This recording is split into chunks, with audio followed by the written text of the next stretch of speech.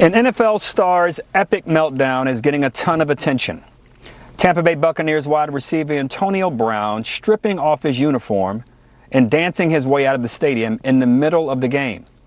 The wild scene reportedly started after a dispute with his coach about getting back on the field. His quarterback Tom Brady offering support to his former teammate.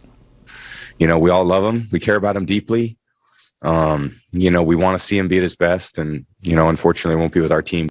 I think everyone should be very compassionate and empathetic toward, you know, some very difficult things that are happening. Jesse, mental health, you and I are both mental health experts. What do you think about what Tom Brady said there? I don't know if he has early onset CTE. I don't know if he needs to be medicated. Obviously, Harold, if he has mental problems, he needs help. That goes without saying. But he could just have rotten character. The guy's been cut for the last 3 straight teams he's been on. He's blown up his career. He's done some really bad things. What happens if Gutfeld tears his shirt off, storms off the set in the middle of our show because he has a little dust up with our executive producer? You wish. The ladies would love to see him shirtless. But do you think people would go around to the media, oh, I hope Greg gets the help that he needs? No! They'd say he's a narcissist. He's a pompous narcissist who's been coddled because he has so much talent. And, you know, the only reason they keep him around is because he runs a sub 4.540 and catches anything that comes near him. Not talking about Gutfeld. Talking about Brown.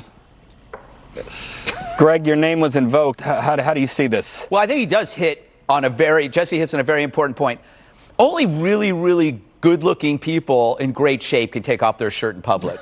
And let's point this out. He's in great shape. You don't see a lot of pro bowlers doing this.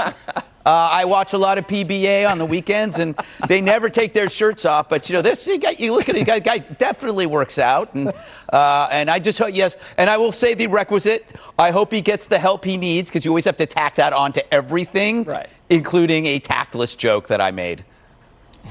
Okay. Dana, that mental health and football don't seem to go together. It's a tough sport. And how do you think a guy like this, and maybe even others, are able to address these kinds of challenges? Well, I think you saw it this past year with Simone Biles and then the lovely tennis lady that I can't think of her name.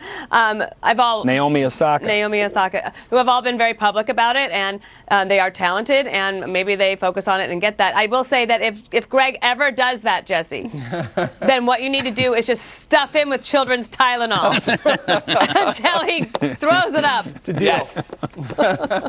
Children's Tylenol is exactly what I take. Yeah.